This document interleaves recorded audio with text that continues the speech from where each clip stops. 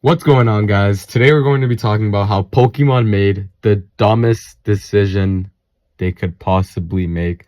And no, I am not talking about Ash losing to Cameron with only 5 Pokemon. No, I'm not talking about Ash releasing Greninja.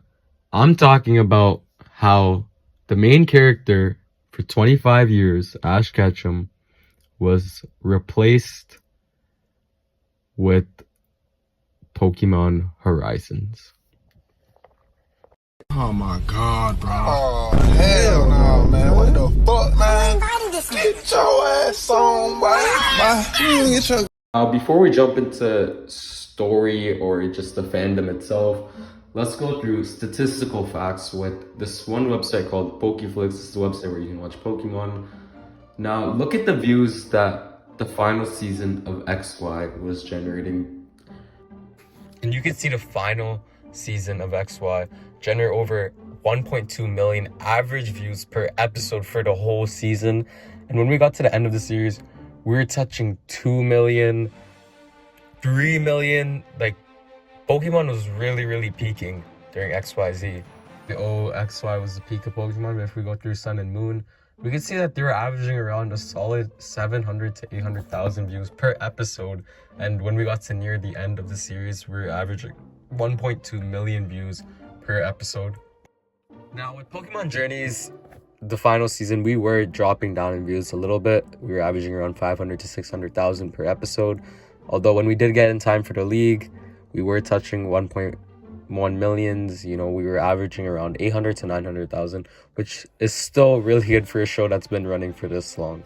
But now when we get to Pokemon Horizons, you can see the views have dropped drastically, with averaging around 100 to maybe 200,000 per episode, and then even dropping even more when new episodes come out, with barely even touching 10,000 to getting lower than 5,000 views in an episode.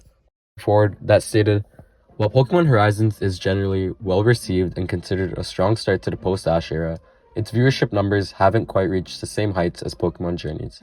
Demand data from Parrot Analytics shows that Pokemon Horizons, the series, has a robust demand in the US, 3.7 times the average show, but that demand has recently decreased significantly. In Japan, demand for the show is less than 1/10 of the average TV series. While it's still higher than other TV Tokyo cartoons, it is not consistently charting as high as Journeys did. Now guys, take a look at what this website says, and it says 0.01 below average, which states that Pokemon Horizons is doing below average, which Pokemon, a heavily popularized series, should not be doing below average. Now, reports and all that isn't just the only important thing, because social media is obviously a big thing. Now, when you go on Pokemon Horizons on TikTok, the hashtag shows that we're getting 26.2k posts, which is pretty good. But when we go on to Sun and Moon, you can see the numbers have increased a lot, going at 65,000. And then going to Pokemon X, Y, and Z, the numbers are bigger than Pokemon Horizons with 35,000.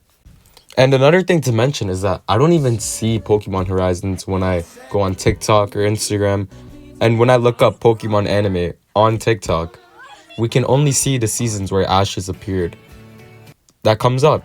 It's because Pokemon Horizons is not as good as the original series, and we all know why.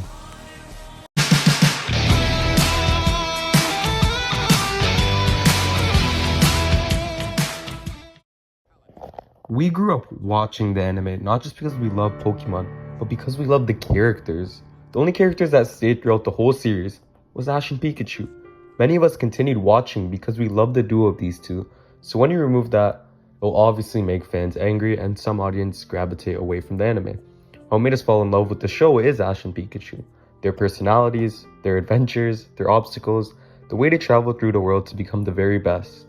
Having a character for over 20 plus years has a lot of positives and negatives. One thing that messes with the anime is that Ash and Pikachu were established for too long, that once they're removed, Pokemon won't feel like Pokemon. Which is fine for most viewers, because we all loved Ash and Pikachu. But like I said again, removing them as a whole was too detrimental for the series and was the stupidest decision Pokemon has ever made.